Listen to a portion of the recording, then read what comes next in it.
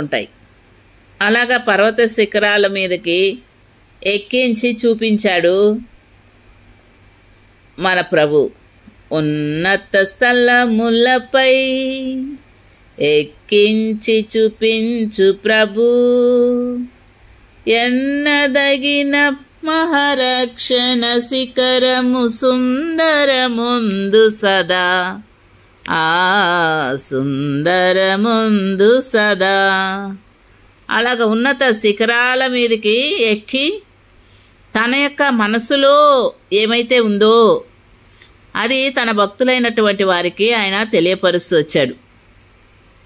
అలాగ మొట్టమొదటి వ్యక్తిగా దేవుడు అబ్రహామును ఏర్పరచుకున్నాడు. ఈ అబ్రహాము ఎవరు?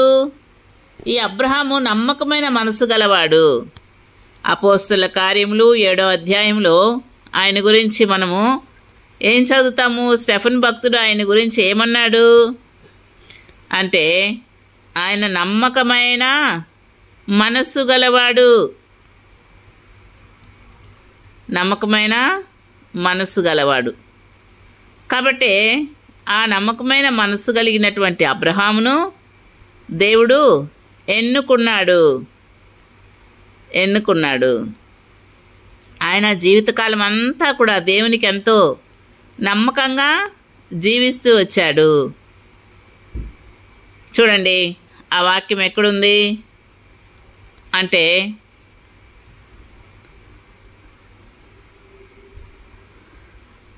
ఆ 7వ అధ్యాయం 2వ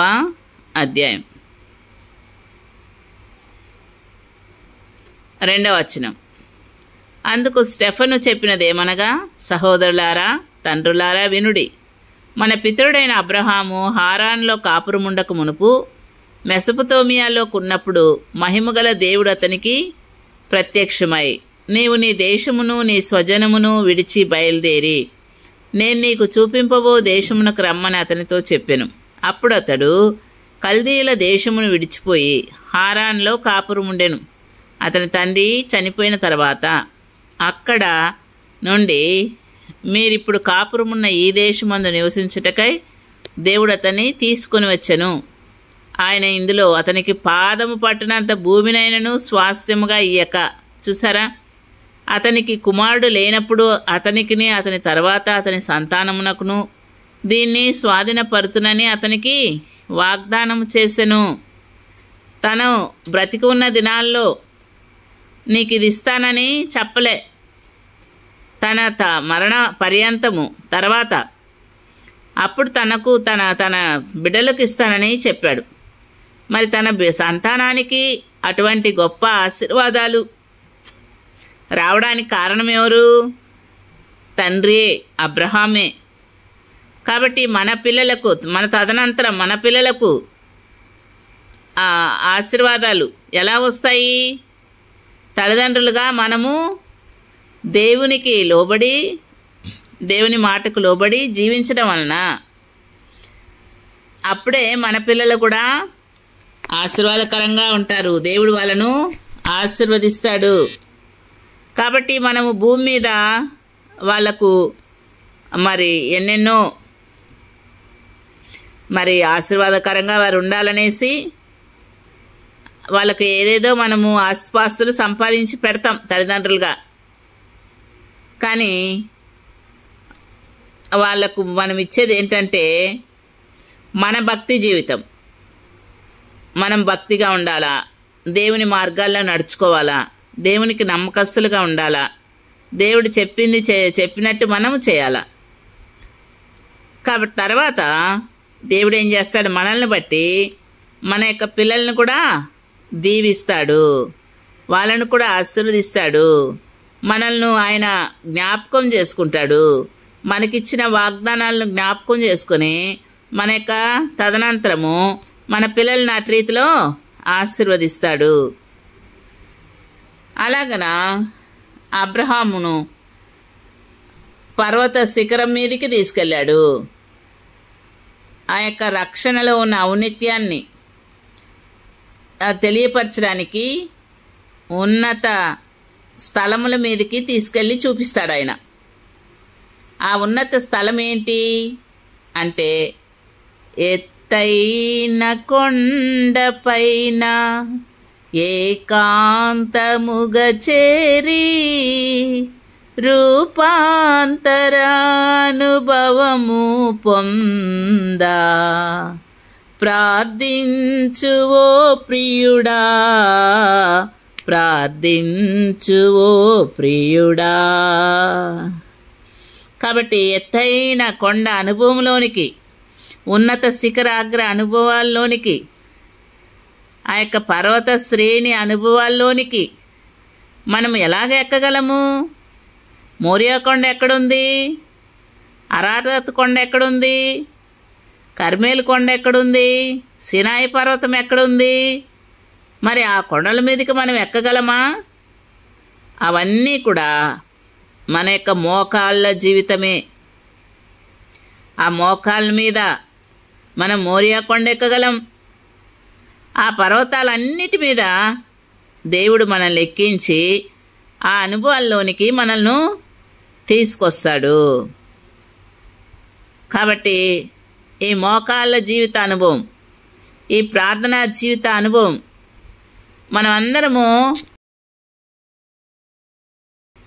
ఆ ప్రార్థన అంటే ఏంటి?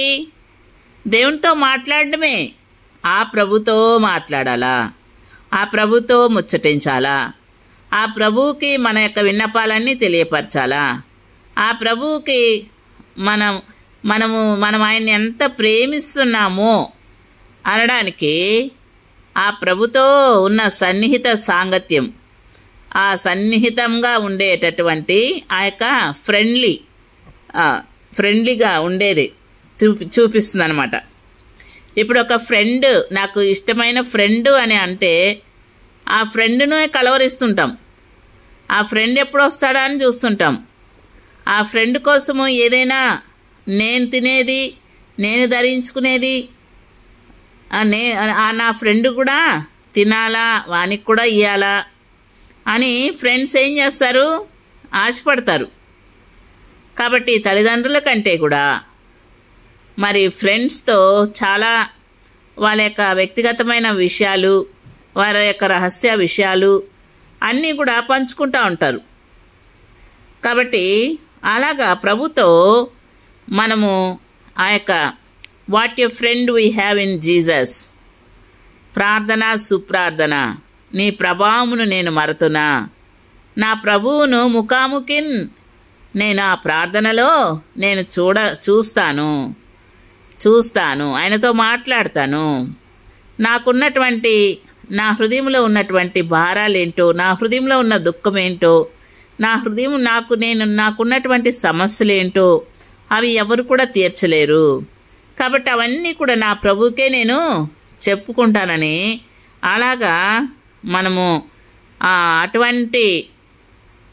అటువంటి గ్రహింపుతో మనము ఏం చేయాలా? ప్రభు పాదాలను ఆశ్రయించాలా. ఆశించుము ప్రభు పాదములను. కాబట్టి లోకంలో ఇంకేది ఎక్కడ కూడా మనకున్న దుఃఖము, బాధ, రోగము, సమస్యలు ఏది కూడా ఎక్కడ కూడా ఎవరి ద్వారా కూడా మనకు పరిష్కారం కావు. అయితే ఒక్క ప్రభు దగ్గరే, ప్రభు పాదాల దగ్గరే అవి మనము పొందగలము.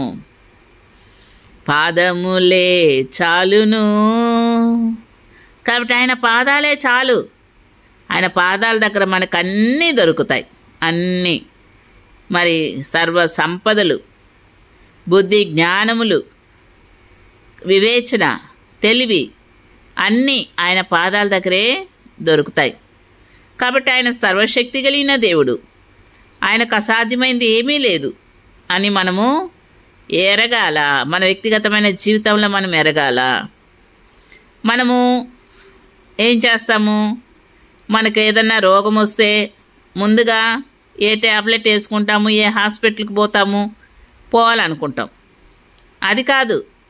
ముందుగా ఎవరిని ఆశ్రయించాలి? దేవుణ్ణి ఆశ్రయించాలి. కాబట్టి ఆశా వైద్యులను ఆశ్రయించాడంట. ఆయన రోగం తగ్గలేదంట. కాబట్టి ముందుగా ఎవరి దగ్గర విచారణ చేయాలి? దేవుని దగ్గర విచారణ చేయాలి. మరి హిజ్కియాకు మరణకరమైన రోగం వచ్చినప్పుడు ఏం చేశాడు? దేవుని దగ్గరకు వచ్చి కన్నీళ్లు గార్చాడు.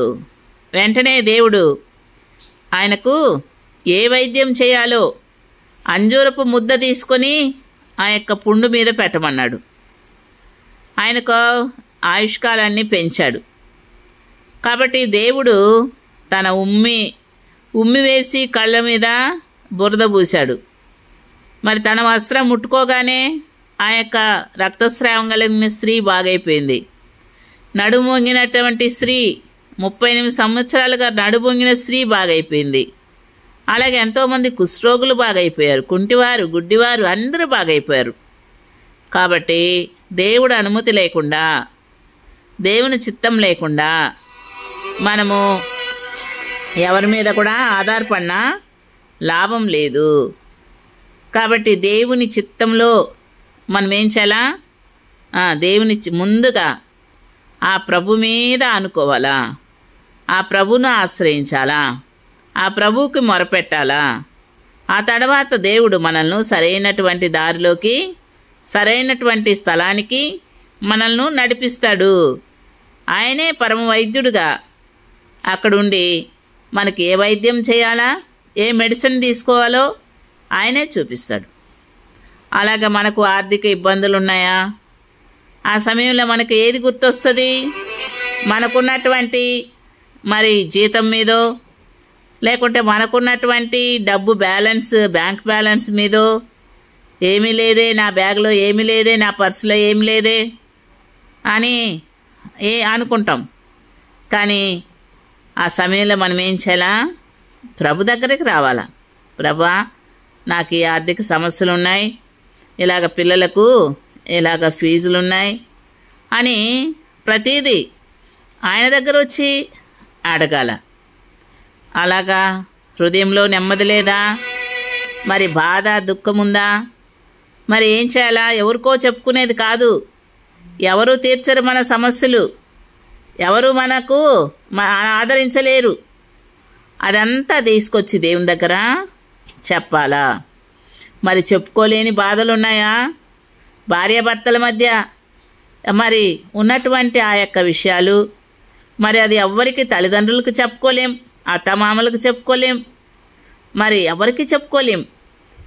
కాబట్టి మరి అది మనం ఎట్లా ఉండాలా అంటే మన ఇంట్లో ఉన్నటువంటి మన బిడ్డలకు కూడా అది తెలియపరచకూడదు, వాళ్ళకు కూడా తెలియకూడదు. భార్యాభర్తల మధ్య ఉండేటటువంటి ఆ యొక్క బంధము ఎలాంటిదంటే మరి వస్తుంటాయి ఏదో కొన్ని చిన్న చిన్న విషయాల్లో, పెద్ద విషయాల్లో మరి కలహాలు వచ్చినప్పుడు జ్ఞానం కలిగినటువంటి, బుద్ధి కలిగినటువంటి, వివేచన కలిగినటువంటి స్త్రీగా అబిగైల్లాగా ఆ యొక్క భర్త నాబాల్ లాంటి మోటోడైనప్పటికీ, మరి ఎలాంటి దుర్మార్గుడైనప్పటికీ, ఎలాంటి త్రాగుబోతైనప్పటికీ, ఎలాంటి వ్యభిచార పాపంలో ఉన్నప్పటికీ వాళ్ళందరూ ఏం చేశారు? వాళ్ళు జ్ఞానంతో తన ఇంటిని కట్టుకుంటూ వచ్చారు. కాబట్టి జ్ఞానంతో కట్టుకోవాలా. వాళ్ళల్లో అటువంటి బలహీనతలు ఏమున్నా కూడా మరి మనము వారిని గురించి మరి ఇతరులకు, తల్లిదండ్రులకో, అత్తమామలకో, ఏ పెద్దలకో, ఎవరికో అట్లా చెప్పి అప్పుడైనా ఆయన బాగుపడతాడేమో అని చూస్తే ఆ సమస్య ఇంకా ఎక్కువే అవుతుంది. కానీ నా మీద ఇట్లా చెప్పింది కదా, నా భార్య లేకుంటే నా భర్త నా మీద ఇట్లా చెప్పాడు కదా అని వారిద్దరి మధ్య ఇంకా వివాదం ఎక్కువ అవుతుంది కానీ తక్కువ కాదు. కాబట్టి ఏ చిన్న విషయం కూడా భార్య మీద భర్త కానీ, భర్త మీద భార్య కానీ ఎవరికీ చెప్పుకోకూడదు. అదంతా కూడా దేవుని దగ్గరికే వచ్చి, దేవుని దగ్గరే హృదయమంతా కుమ్మరించాలా. అప్పుడు దేవుడు వారి హృదయాలు, ఇద్దరి హృదయాలను ఐక్యపరుస్తాడు, సమాధానపరుస్తాడు. కాబట్టి ఇట్లాంటి మరి గొప్ప దేవుడు మనకుండంగా ఇవన్నీ కూడా ఎక్కడ సాధ్యమవుతుంది? ఈ సమస్యలన్నిటికీ పరిష్కారం ఎక్కడవుతుంది? ఒక్క ప్రార్థన ద్వారానే. మరి ఆ పర్వతము, ఆ యొక్క ఉన్నత శిఖరాలు, మీద, ఆ కొండ మీద ఎక్కి ప్రార్థించినప్పుడు, లేకుంటే ఆ మోకాళ్ళ మీద ఉండి మొరపెట్టినప్పుడు ఇవన్నీ కూడా సాధ్యమవుతాయి. కాబట్టి అబ్రహామును దేవుడు పర్వతం మీదకి తీసుకెళ్ళాడు. ముందుగా అక్కడ మనం చూస్తే మరి నోహును దేవుడు అరారాతు పర్వతం మీదకి తీసుకెళ్ళాడు. అరారాతు పర్వతం మీదకి, రక్షణ పర్వతం అది. ఆయన్ను ఏం చేశాడు? ఎంత సురక్షితంగా కాపాడాడు. నోహు ఆ తరం వారిలో నువ్వొక్కడవే, ఈ తరం వారిలో నువ్వొక్కడవే నా ఎదుట నిందారహితంగా ఉన్నావు. నీవు నా దృష్టిలో కృపనొందావు. నువ్వు ఎంతో భయభక్తులు కలిగిన వాడు, యథార్థవంతుడు. కాబట్టి మరి భవిష్యత్తులో ఏం జరగబోతుందో విపత్తు అనేది మరి నోహుకు తెలియదు. అయితే దేవుడు అలాగ దేవుని యందు భయభక్తులు కలిగిన వారికి ఆయన మర్మాలు బయలుపరిచే దేవుడు. ముందు ఏమి జరగబోతుందో అది తెలియపరిచే దేవుడు. కాబట్టి ఆ నోహు కుటుంబాన్ని రక్షించడానికి దేవుడు ఎంత పెద్ద ఓడ నిర్మించి ఆ ఓడలో కావలసినవన్నీ కూడా సమకూర్చి, అసలు ఒక మానవుడు జంతువుల్ని పిలిస్తే అవి ఆయన పిలవగానే అవి వచ్చాయి. దేవుని ఆజ్ఞ. అవన్నీ కూడా ఆ యొక్క నోహు ఓడలో చేరాయి. కాబట్టి అట్లా దేవుడు ఆ యొక్క ప్రవాహ జలములు వాటి చేత కొట్టుకుపోకుండా ఓడలో ఉంచి అరారాతు కొండ మీద తీసుకెళ్ళాడు. నిజంగా మరి నోహుకు ఎంత దేవుని పట్ల మరి ఎంతటి కృతజ్ఞత, ఎంతగా మరి చెప్పలేం, మాటలతో మనం చెప్పలేం. కాబట్టి నోహు ఒక్కడే, తన కుటుంబం ఒక్కటే ఆ జలప్రలయములో అంత సురక్షితంగా కాపాడబడము చూచినప్పుడు నోహు ఆయన ఓడ నుండి క్రిందికి వచ్చిన తర్వాత ఏం చేశాడు? మరి దేవునికి బలులు అర్పించాడు. బలులు అర్పిస్తే ఆ యొక్క అది దేవునికి అది ఎంతో ఆగ్రహించెను. అంటే దాన్ని అది ఎంతో ఆ మాట చెప్తాడు. కాబట్టి ఇంపైన సువాసన. కాబట్టి అలాగా మనము మన యొక్క విపత్తులో మనకు ఏర్పడే ఇబ్బందుల్లో వాటన్నిటిలో ఉండి దేవుడు మనల్ని తప్పించినప్పుడు నిజంగా తన భక్తుల పాదములను ఆయన తొట్టిల్లకుండా కాపాడుతాడు. తన భక్తులను ఆయన కాపాడుతాడు. అలాగ నోహును ఆ విపత్తులో ఆయన కాపాడాడు. కాబట్టి నోహులో అటువంటి కృతజ్ఞతాభావం వచ్చింది దేవుని ఎడల. కాబట్టి కృతజ్ఞతాస్తులు చెల్లించాడు, ఆరాధించాడు.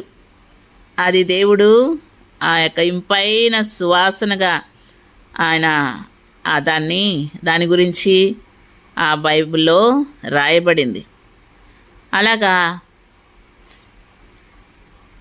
నోహులాగా మనము కూడా ఈ తరములో మనము దేవునికి యథార్థంగా ఉండాలా, దేవుని యొక్క కృపకు పాత్రలు అవ్వాలా, దేవుని యందు భయభక్తులు కలిగిన బిడ్డలుగా మనం ఉండాలా. కాబట్టి లోకం ఎట్లా ఉన్నా మరి యెహోషువ అంటాడు, నేను నా ఇంటి మీరు ఎవరిని సేవిస్తారో అది మీ ఇష్టం, అయితే నువ్వు నా ఇంటి వారిను యెహోవానే సేవిస్తాము అంటారు. కాబట్టి ఎవరి జీవితం వాళ్ళకే, ఎవరి కుటుంబం వాళ్ళదే, ఎవరి కుటుంబాన్ని ఎవరి ఇంటిని వాళ్ళే కట్టుకోవాలా. కాబట్టి మనము ఒకరి వైపు చూడకూడదు, ఎవరి వైపు చూడకూడదు, యేసు వైపే చూడాలి. రాజులు నమ్ముకుంట కంటే, మనుషులు నమ్ముకుంట కంటే యెహోవాను ఆశ్రయించితే మేలు. కాబట్టి ఈ భూలోకంలో దేవుడు మనల్ని పుట్టించాడు, మనల్ని ఒక కుటుంబంగా చేశాడు. కాబట్టి ఈ కుటుంబం బాధ్యత ఎవరికి వాళ్ళదే. మన మీదే పెట్టాడు దేవుడు. మరి ముఖ్యంగా స్త్రీలుగా మన మీద పెట్టాడు. జ్ఞానవంతురాలు తన యొక్క ఇంటిని కట్టును, మూఢురాలు దాన్ని పెరికి పారేస్తుంది. కాబట్టి అలాగా నోహు భార్య గురించి అయితే బైబిల్లో ఏమీ రాయబడలేదు. కానీ ఆమె ఆ యొక్క కాలంలో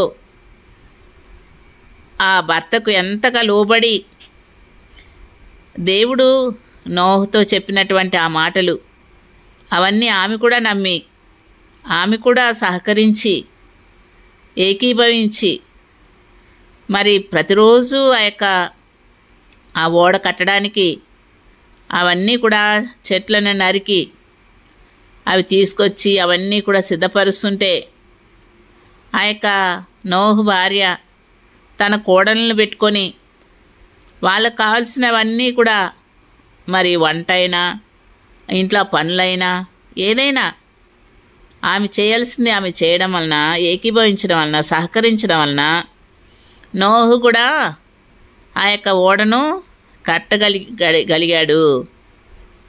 కాబట్టి భార్యలుగా, స్త్రీలుగా భర్తకు మనం అంతా ఇంటి యజమానికి, పిల్లలకు అలాగా మనము సహకరించాల. గుణవతైన భార్య ఆమె కూడా ఏం చేస్తుంది? ఆమె వేకునే లేస్తుంది. తన ఇంటి వారి కొరకై ఏవేవి సిద్ధపరచాలో అవన్నీ కూడా సిద్ధపరిచి పెడుతుంది. తన భర్త గౌనుల దగ్గరికి వెళ్ళినప్పుడు, పెద్దల దగ్గర కూర్చున్నప్పుడు ఆయన గౌరవించేవాళ్ళు. ఇంటి భార్య సరిగా ఉంటేనే భర్తను గౌరవిస్తారు. ఇంట్లో భార్య సరిగా ఉంటేనే పిల్లలు కూడా వాళ్ళు మంచి స్థితిలో ఉంటారు. కాబట్టి పిల్లల బాధ్యతలు కూడా అక్కడ మనం చూస్తే యొకబేదు, అమ్రాము, యొకబేదు. మరి అమ్రాము పేరు ఎక్కువ రాలేదు. అయితే తల్లిదండ్రులు ఆ కుమారుని దాచిపెట్టిరని ఉంది. ఇద్దరూ సహకరించారు, ఇద్దరు ఏకీభవించి ఆ పని చేశారు. కానీ అక్కడంతా కూడా యొకబేదే ఆ బిడ్డను తీసుకెళ్ళి దాచిపెట్టడం కానీ, ఆ బిడ్డకు మళ్ళా పాలిచ్చి పెంచడం కానీ అన్నీ చేసింది యొకబేదుని గురించే రాయబడి ఉంది. మరి సమూయేలు అంత గొప్ప వ్యక్తిగా, ప్రవక్తగా మారడానికి మరి అక్కడ ఎల్కానా ఉన్నప్పటికీ, ఆయన కూడా సహకరించినప్పటికీ అయితే హన్నా పాత్రే ఎక్కువగా ఉంటుంది. ఆమె బహుదుఃఖాక్రాంతురాలై దేవుని సన్నిధిలోకి వెళ్ళి ఆ పర్వతం మీదకి ఎక్కించాడు దేవుడు.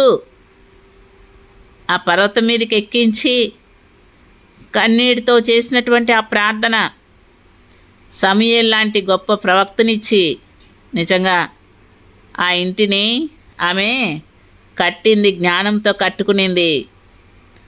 ఆ హన్నా అలాంటి ప్రార్థన ఆమె చేయకపోయి ఉంటే సమూయేలు వచ్చేవాడు కాదు. ఎల్కానా పేరు మనకు తెలిసేది కాదు. బైబిల్లో మనము వాళ్ళని గురించి చదివే వాళ్ళం కాదు. కాబట్టి భార్యే. కాబట్టి ఇలాగ చెప్పుకుంటా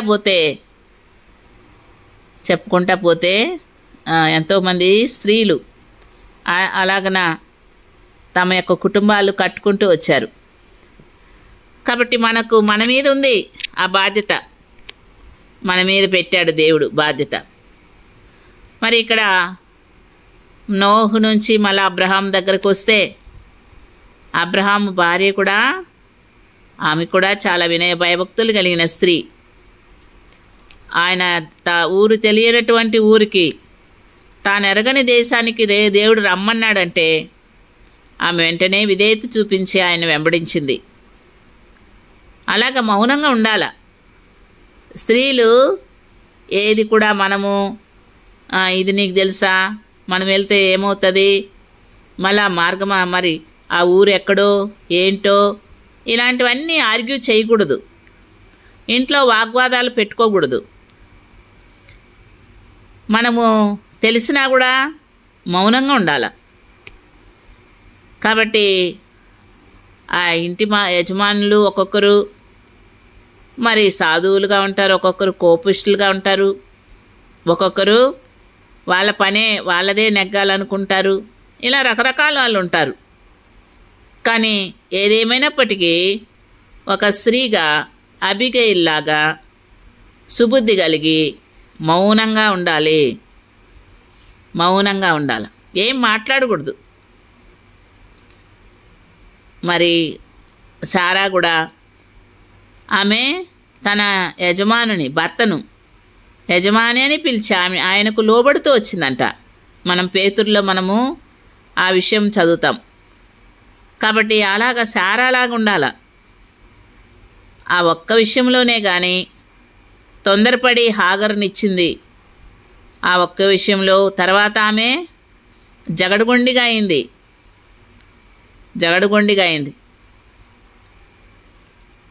అంతకుముందు ఎప్పుడు అట్లా మాట్లాడింది కాదు. నా ఉసురు నీకు తగలా అని ఆమె ఎప్పుడు మాట్లాడింది కాదు. కాబట్టి మళ్ళా దేవుడు ఆమెను సారాయిగా కాకుండా సారా రాజకుమార్తెగా చేశాడు. కాబట్టి మౌనంగా ఉండాలి. మౌనంగా ఉంటేనే దేవుడు మౌనంగా ఉన్నాడు. దేవుడు నోరు తెరవలేదు. ఆయన బాధింపబడినా నోరు తెరవలేదు. మనము ప్రభు యొక్క మాదిరిని కలిగి ఉండాల. మనకు అన్నీ తెలుసు కదా, ఆయన కంటే ఎక్కువ తెలుసు కదా అని మనం ఎక్కువ మాట్లాడితే ఇక ఆ ఇంటిని పెరికివేసినట్టే. ఇంట్లో ఎంతో గందరగోళం. పిల్లలు కూడా అవన్నీ గమనిస్తారు. ఓహో, ఇట్లా కొట్లాడుకోవచ్చేమో, ఇలా మాట్లాడుకోవచ్చేమో అని. వాళ్ళ భవిష్యత్తు ఎలా ఉంటుంది?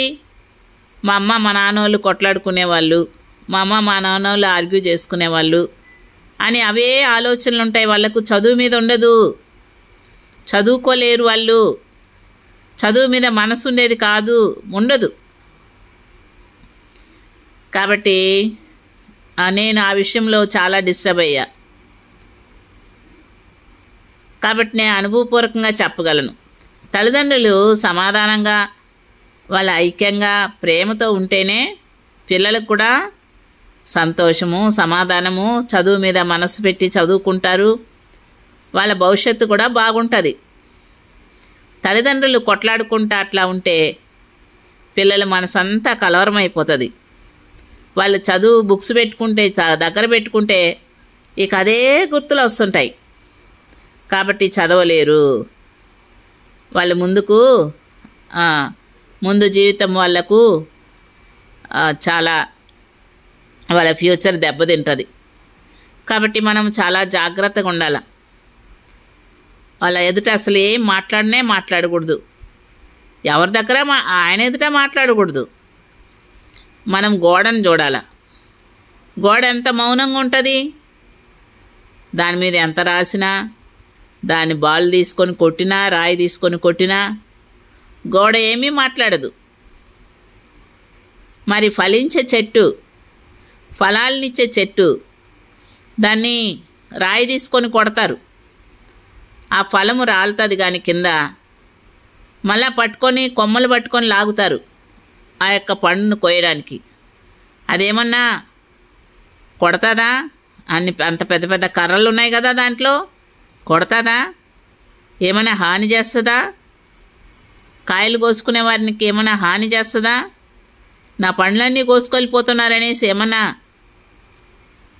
కాబట్టి అలాగా ఫలించే చెట్టు అయితే మనము, ఆత్మ ఫలాలు కలిగినటువంటి బిడ్డలమైతే మనలో ఏముంటుందిమా? ప్రేమ ఉంటుంది. ప్రేమ అన్నిటినీ సహిస్తుంది. ప్రేమ అన్నిటినీ ఓర్చుకుంటుంది, తాలుకుంటుంది. ప్రేమ అన్నిటినీ కప్పును. అది స్వప్రయోజనం ఆశించదు. అది ఏది కూడా మనసులో పెట్టుకోదు. ఎప్పటికప్పుడు చిటపటాని మనము తాలింపు వేసినప్పుడు ఆవాలు చిటపట అంటే అంతే శబ్దం వస్తుంది. అలాగా మన భార్యాభర్తల మధ్య ఊరికే చిట్పట్ అన్నట్టు ఉండాలి. అంతేగాని అప్పటికప్పుడే వస్తాయి, కానీ ఆ యొక్క ఆవాల శబ్దం వచ్చినట్టు ఇంకా అప్పటికే అణిగిపోవాల. ఆ వచ్చిన తర్వాత కూడా ఎంత గమగమాని వాసన వస్తుంది.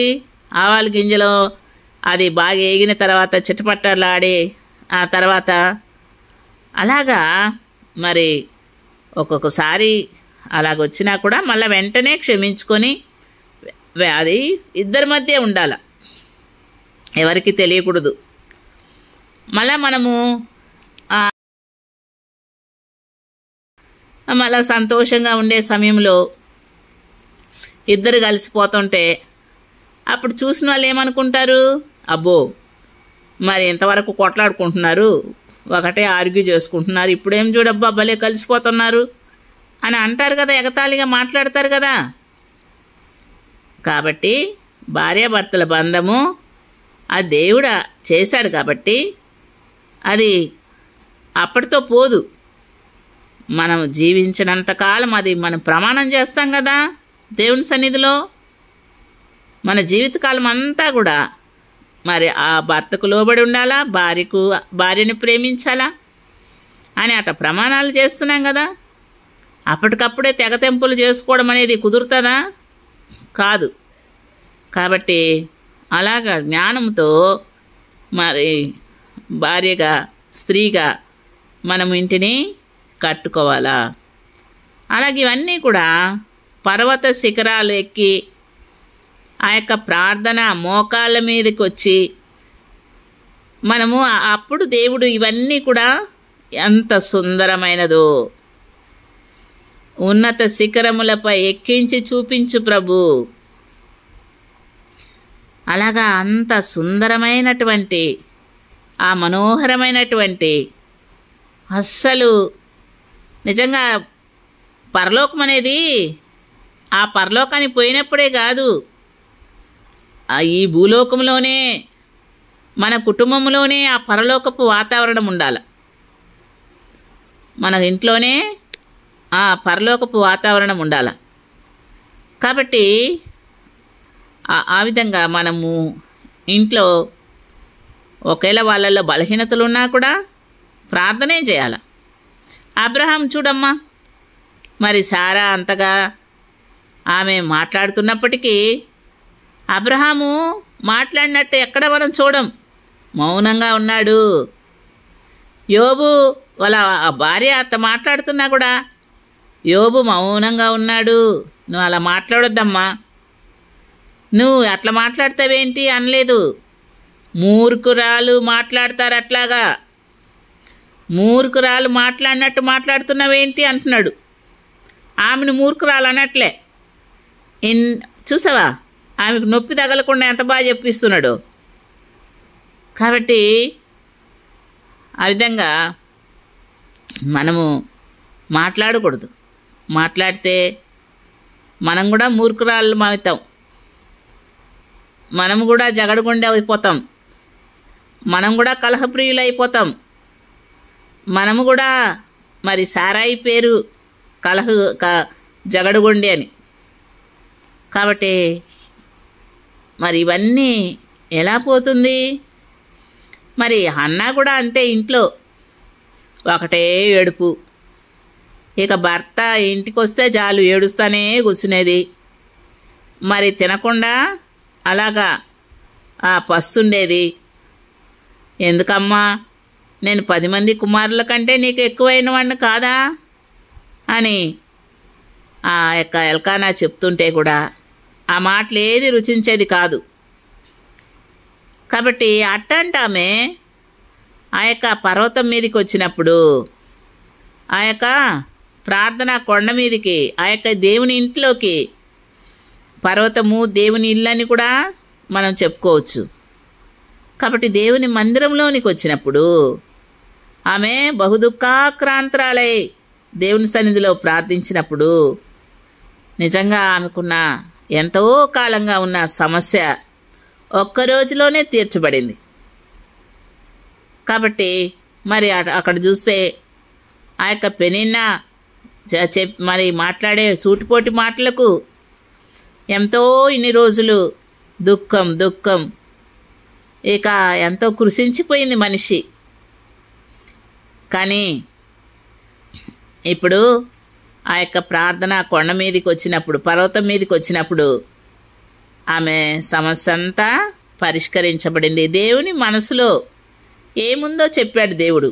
అమ్మా, నాకు కూడా అవసరం, చూడు ఏలీ కుమారులు చూడు ఈ మందిరంలో ఎలా ఉన్నారో. మరి దేవుని ఇంటికి మరి భక్తులు రావడానికి ఇష్టపడట్లేదమ్మా. మరి నీకున్న కుమారుణ్ణి, నీకిచ్చే కుమారుణ్ణి నాకు ఇస్తావా అని ప్రభువు ఆయన హృదయంలో ఉన్నది హన్నాకు తెలియపరిచాడు. ఆ మనసు అనేది దేవుడు ఇయ్యాల్సిందే. ఆ మనసులో దేవుడు అలాగ మనతో మాట్లాడతాడు, అది ఎవరికి తెలియదు. కాబట్టి ఇప్పుడు హన్నా, ప్రభువా నువ్వు నాకు ఒక కుమారుని ఇస్తే నేను ఆయన నీకే ఇస్తానయ్యా అంటే అప్పుడు తృప్తి అయింది. దేవుని యొక్క హృదయము, ఆయన మనసు అప్పుడు తృప్తి పొందింది. ఈ మాట ఎప్పుడు వస్తుందా, హన్నా హృదయంలో ఉండి ఈ మాట ఎప్పుడు వస్తుందా అని ఎదురు చూస్తూ వచ్చాడు దేవుడు. కాబట్టి మన హృదయంలో మన ఎడల దేవునికి ఉన్నటువంటి ఆ ఉద్దేశాలు అది మనం ఎరగకుండా ఉన్నంతకాలము మన యొక్క జీవితంలో కూడా ఫలాలు అనేవి, అది ఏ ఫలమైనా, అది ఆత్మఫలాలైనా గర్భఫలమైనా అది ఏదైనా అది మనం పొందలేం. కాబట్టి దేవుని దగ్గరకు వచ్చి అడగాల. ఆ యొక్క పర్వతము శిఖరం మీదకి రావాలి. కాబట్టి ఇప్పుడు అందుకే అబ్రహామును దేవుడు మోరియా పర్వతం మీదకి రమ్మని చెప్పి తన మనసులో ఏముందో అబ్రహాము మీద అది చెప్పడానికి ఇప్పుడు ఆయనకు ఎంత బాధో పెట్టాడంటే, అబ్రహామా నీకున్న ఒక్కగానొక్క కుమారుడు నాకు ఇచ్చేయంటే ఇంకా ఎంత వేదనో, ఎంత బాధో, ఎంత ఏడ్చుంటాడో అబ్రహాము. మరి అంతా ఇక రాత్రంతా ఏడ్చుంటాడేమో, ఎన్ని రోజులైందేమో చెప్పి ఏడ్చాడు. ఇప్పుడైనా దేవుడు మనసు మార్చుకుంటాడేమో, వద్దంటాడేమో అని కూడా అడిగి ఉంటాడు. కానీ దేవుడు చెప్పిన ఆయన ఒక్కసారి చెప్తాడు, రెండుసార్లు చెప్తాడు, చెప్పాడు అంతే. ఇప్పుడు అబ్రహాము ఇక అంతే మనసు దృఢపరుచుకున్నాడు. ఆయన మృతుల్లో నుండి లేపడానికి శక్తి గలవాడు అని చెప్పి ఉన్నది లేనట్టు పిలవగల దేవుడు అని ఏం చేశాడు, ఇక ప్రభు యొక్క శక్తి ఎంత గొప్పదో అని ఎరిగి మరి ఈయన మనస్సు అలాగ దృఢపరుచుకున్నాడు. అయ్యో సారా బలహీనరాలు, ఆమె తట్టుకోలేంది మాట అని చెప్పి మౌనంగా ఇస్సాకును తీసుకెళ్ళిపోయాడు మోరియా పర్వతం మీదకి. కాబట్టి మరి ఇప్పుడు అబ్రహాము ఇచ్చేస్తున్నాడు. మరి కత్తి తీశాడు ఆయన్ని వధించడానికి, నరకడానికి. అప్పుడు అబ్రహమా, అమ్మో మరి నా పట్ల ఎంత ప్రేమ ఉందో అబ్రహాముకి, నా మాటకి ఎంత విలువనిస్తాడో అబ్రహాము. నిజంగా దీన్ని బట్టి నువ్వు నన్ను నా మాట వినేవాడవని, నన్ను ప్రేమించేవాడవని, నీకు నేను తప్ప కనీసం 100 సంవత్సరాలప్పుడు పుట్టినటువంటి ఆ ఒక్కగానొక్క కుమారుడిని మీద కూడా నీకు లేదు, నేనే నీకు అని నన్నే నువ్వు గణపరిచేవాడవని, నన్నే నువ్వు ప్రేమించేవాడవని, నేనే నీకు ప్రాముఖ్యమైన వాడని ఈ నువ్వు చేసిన దాన్ని బట్టి నేను ఇప్పుడు ఎరుగుదును అబ్రహామా అని చెప్పి ఎంత తన హృదయంలో అబ్రహాం మీద ఉన్నటువంటి ఆ గొప్ప ఉద్దేశాలను దేవుడు అప్పుడు అబ్రహాముకు బయలుపరిచాడు. దీన్ని బట్టి నేను నీ సంతానమును భూలోకంలో ఉన్న వంశములన్నీ కూడా నీ యొక్క సంతానం మూలముగా ఆశీర్వదించబడును అని దేవుడు నిజంగా భూలోకంలో ఉన్న జనులందరికంటే ఆయన్ను అంత గొప్ప వ్యక్తిగా ఆశీర్వదించేశాడు. చూడండి, మరలా అట్లా మనము ఆశీర్వాదాలు ఎలాగా ఎంత అంటే మోకాళ్ళ మీద సులువుగా పొందగలం. మోకాళ్ళ మీద ఎప్పుడు మనకు సమయం దొరికినప్పుడంతా కూడా మోకాలు వంగాల. మోకాలు వంగలేకపోయామా కుర్చీ మీద కూర్చొని మొరపెట్టాలా. చేత కాలేదా బోర్లా పడాలా. ఎప్పుడు మనకు మన దేహంలో ఒకవేళ బలహీనతలు ఉన్నాయా, ఆ బలహీనతలతోనే మూలుగులేడాల దేవుని సన్నిధిలో. ఆ మూలుగులే తొందరగా దేవునికి చేరుతాయి, మనకు గొప్ప జవాబును తీసుకొస్తాయి. ఒక స్త్రీ ఆమె వృద్ధాప్యంలో మరి చేతగాని చాలా భక్తిపరురాలు, ఆత్మల కొరకు భారం కలిగిన స్త్రీ. ఆమె పడక మీద ఉండి ఆమె ఎప్పుడు ప్రార్థన చేసేదంట, ప్రభా మా దేశానికి మా పట్టణానికి D.L. మూడీ గారు రావాలా, ఆయన వచ్చి ప్రసంగం చేయాలా ప్రభా అని ఎన్నో సంవత్సరాలుగా ఆమె ప్రార్థన చేస్తూ వచ్చిందంట పడకలోనే. మరి వాళ్ళు ఉన్నటువంటి ఆ ప్రాంతానికి D.L. మూడీ గారు వెళ్ళారు. ఆ సమయంలో మరి వేలాది ప్రజలు పాపాలు ఒప్పుకుంటా కిందపడి బోర్లపడి ఏడుస్తా దొర్లుతూ ఉన్నారంట. అంత గొప్ప ఉద్యోగం రావడానికి ఎవరు కారణం? ప్రభా నా జీవితంలో నేను ఇట్లాంటి గొప్ప ఉద్యోగాన్ని చూడలేదు అని రూమ్లోకి వెళ్ళి అలా ప్రార్థన చేస్తుంటే అప్పుడు ప్రభు అన్నారంట, ఇదిగో పలానా ప్రాంతంలో ఒక స్త్రీ ఉంది, ఆమె దీనికి కారణం, ఇంత గొప్ప ఉద్యోగం రావడానికి ఆమె కారణము, కాబట్టి ఆమెను వెళ్ళి నువ్వు కలువు, ఆమెకి వెళ్ళి ప్రార్థన చేసిరా అన్నాడంట దేవుడు. అప్పుడు ఆ అడ్రస్ కూడా చెప్తే అప్పుడు D.L. మూడీ గారు వెళ్ళి ఆ పడకలో ఉన్నటువంటి ఆ ముసలాం దగ్గరికి వెళ్ళి దేవుడు చెప్పిన మాటలు ఆమెకి చెప్పాడంట. ఆమె ఎంతగానో దేవుని స్తుతించింది.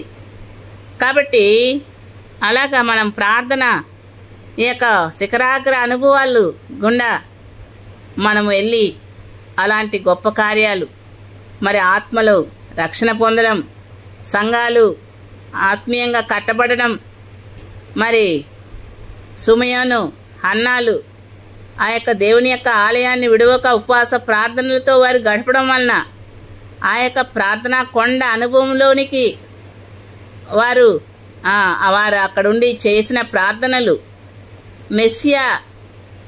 మెస్సియాను వాళ్ళు కన్నులారా చూడగలిగారు.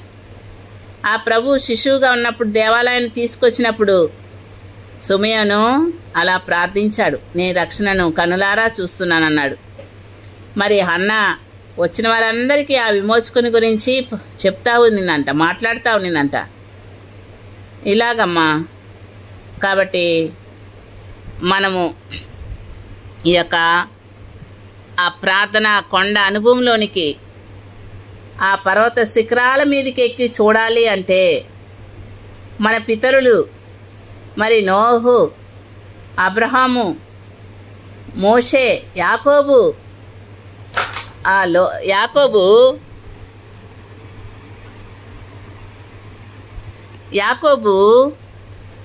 యాకోబు లోయ అనుభవం. యాకోబు ఎక్కడ ఆ యొక్క పెనుయేలు అనుభవం.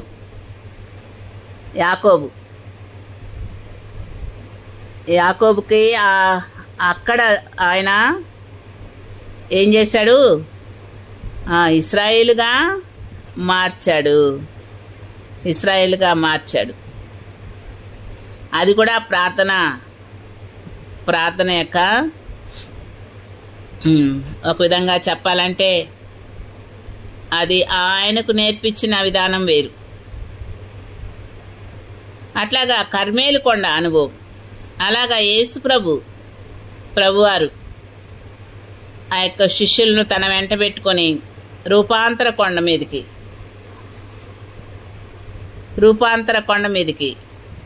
ఆయన అక్కడ వాళ్లకు నేర్పిస్తూ వచ్చాడు.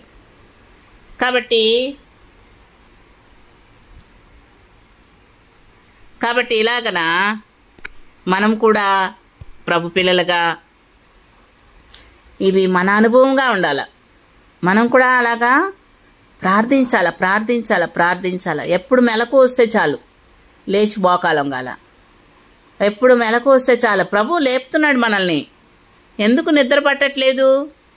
పొర్లి పొర్లి పొర్లి పొర్లి మళ్ళా పడుకొని ఏదేదో ఆలోచనలు, ఏదేదో ఆలోచించుకుంటూ ఉంటాం. ఇదెట్లా, అదెట్లా, ఆ బిడ్డ ఎట్లా, కొడుకు ఏం చేస్తున్నాడు, కూతురు ఏం చేస్తున్నది, లేకుంటే నా పరిస్థితి ఎట్టా, నా అనారోగ్యం ఎట్టా అని ఆలోచిస్తా పడుకుంటా ఉంటాం.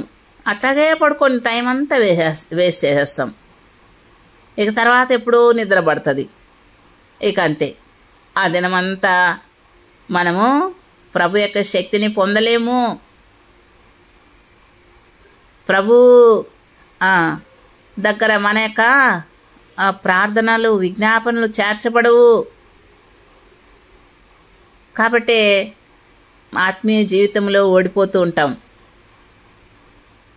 కాబట్టి దుఃఖంగా ఉంటుంది, మరి చాలా నిరుత్సాహంగా ఉంటుంది, నిరాశగా ఉంటుంది, ఆత్మలో సంతుష్టి ఉండదు, సంతోషం ఉండదు. ఆ తర్వాత పరిశుద్ధాత్మ దేవుడు మనతో ఆయన ఎంతో క్లోజ్గా ఉండలేడు. ఎందుకు? మనం దుఃఖపడతా ఉంటాం కదా, దుఃఖపడొద్దు అన్నాడు కదా, దుఃఖపడతా ఉంటాం. చింతపడొద్దు అన్నాడు కదా, చింతపడతా ఉంటాం. భారము మరి నేను మోస్తాను, నీ భారం నా మీద మోపంటే మనమే మోసుకుంటా ఉంటాం.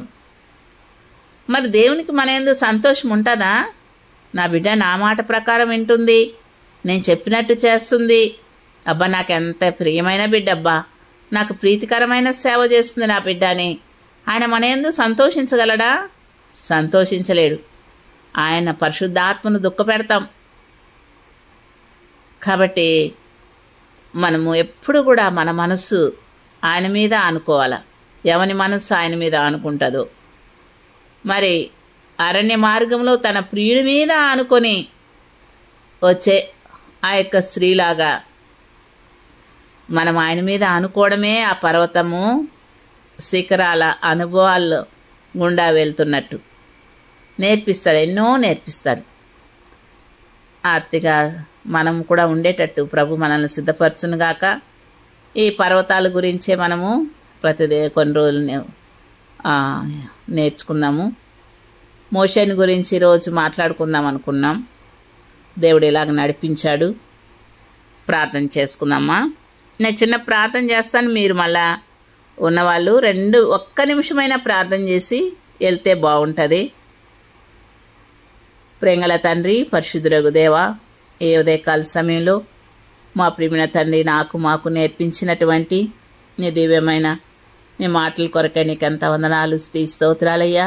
నిజంగా నీ హృదయంలో ఉన్నటువంటి ఆ గొప్ప ఆలోచనలు, గొప్ప తలంపులు, ఉద్దేశాలు, చిత్తము ఏదో ఎరగక అనేక పర్యాయాలు తండ్రి మా ఆలోచనను అనుసరించి, మా తలంపులను అనుసరించి, దగ్గర తండ్రి మేము అనుకున్న ఉద్దేశాలను అనుసరించి మా స్వబుద్ధిని ఆధారం చేసుకొని దేవా మా యొక్క జీవితాన్ని, మా భవిష్యత్తును అంతా కూడా మేమే ప్లాన్ వేసుకుంటూ ఇలా ఉంటే బాగును, ఇలా ఉంటే బాగును, ఇలా చేస్తే బాగును అని మేమే మా యొక్క ఇంటిని కట్టుకోవాలని మా తండ్రి అలాగా జ్ఞానంగా చేయడం వలన దేవా మరి ప్రభా ఎంతో నష్టపోయేవారుగా ఉంటామని జ్ఞాపకం చేస్తూ వచ్చారు.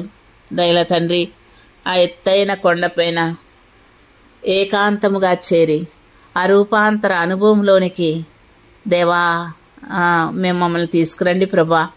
అప్పుడే మా మనసు మారేదిగా ఉంటుంది నాయన. అప్పుడే మేము నీకు ప్రీతికరమైన సేవ చేసేవారుగా ఉంటాం తండ్రి. అప్పుడే మేము మీకు ఇష్టలుగా ఉంటాం ప్రభా. అప్పుడే మేము నమ్మకస్తులుగా ఉంటాం ప్రభా. మా ప్రియమైన తండ్రి, ఈ లోకంలో ఏది కూడా మా వెంట వచ్చేది ఏదీ లేదు నాయన. దయచేసి మాకు ఇచ్చేవన్నీ, మాకు ఉన్నవన్నీ మీవే ప్రభా దయల తండ్రి. కాబట్టి ఏదైనా కూడా అబ్రహామును మీరు దేవా తన దగ్గర వెండి బంగారాలు ఏవి అడగలేదు, కానీ దేవా తనకు ఇచ్చినటువంటి మీరే ఇచ్చారు ఆ కుమారుని. ఆ కుమారుణ్ణే నీకు ప్రభా బలిగా ఇమ్మని అడిగారు. నిజంగా ప్రభా మేమైతే మిమ్మల్ని గురించి ఏమనుకుంటామో మరి ఏంటి ప్రభు, ఎందుకు ఇలా అడిగాడు నన్ను, నా కుమారుని ఇమ్మంటున్నాడేంటి, ఇచ్చినాడు మళ్ళా ఇవి ఇచ్చేయమంటున్నాడేంటి. అబ్బా దేవుడు మరి ఎంత కఠినుడు అని మేము అనుకుంటాం యేసయ్య. ఆ యొక్క నయోమి ఆ సర్వశక్తిమంతుడు నాకెంతో బాధ కలుగు చేసెను, నాకెంతో దుఃఖము కలుగు చేసెను అని అన్నట్లుగా ఆ యోబు భార్య దేవునికి ఎంత కీడు చేశాడు, ఆయన దూషించి మరణంకా అన్నట్టుగా దేవా కొంతమంది స్త్రీలు అలాగా నీకు విరోధంగా మాట్లాడిన వారుగా ఉన్నారయ్యా. వారే కాదు నాయన, నేను కూడా మాట్లాడాను దేవా కొన్ని పర్యాయాలు, ఎందుకు దేవుడు నాకు ఇలా చేశాడు ఇలా చేశాడని. క్షమించు తండ్రి, దయచేసి నా ప్రియమైన ప్రభా నాయన మా జీవితాల్లో మాకు దయల తండ్రి మంచి మాటలు నేర్పి దేవా నీ యొక్క చిత్తంలోనికి, నీ ఉద్దేశంలోనికి మమ్మల్ని తీసుకురావడానికి, మా జీవితంలో కొన్ని మారాలాంటి అనుభవాలు గుండా మమ్మల్ని తీసుకెళ్ళి మధురంగా చేసే దేవుడు అని, అదంతా ప్రార్థన ద్వారానే సాధ్యమని దేవా మాకు తెలియపరుస్తూ వస్తున్నారు. నీకెంత వందనాలు ప్రభా. ఆర్తిగా నా ప్రభ మమ్మల్ని అందరినీ సిద్ధపరచండి. చేరొచ్చిన ప్రియులందరినీ కూడా పేరు పేరు వంతున దీవించి ఆశీర్వదించమని వందనాలు స్తోత్రాలు చెల్లిస్తూ ఈ పరిచయను ఆశీర్వాదకరంగా ఉంచుము. రేపటి దినం నుంచి మరి నీ చిత్తమైతే నాయన మరి 7 గంటలకు ప్రభా ఈ యొక్క వాక్య పరిచర్య ఉండగలటకు మీరే సహాయం చేయండి తండ్రి. కరుణించయ్యా, కృప చూపించుము. కొంతమంది ఉద్యోగాలకు వెళ్ళేవారు ఉంటారు, స్కూళ్ళకి వెళ్ళేవారు ఉంటారు. మేము మిస్ అయిపోతున్నాం అక్క వాక్యాన్ని అంటున్నారు దేవా. కాబట్టి నీ చిత్తమైతే 7 గంటలకే మేము సిద్ధపడి రావడానికి సహాయం చేయమని, మరి వేకునే లేచి పనులు చేసుకోవడంలో కూడా నాయన ఆ యొక్క గుణవతి అయిన భార్య వేకునే లేచి తన పనులు ఎలా సిద్ధపరచుకొని పెట్టుకుంటుందో అలా ఉండడానికి కూడా సహాయం చేయమని యేసు ప్రభు నామములో వేడుకొనుచున్నాం తండ్రి. ఆమేన్.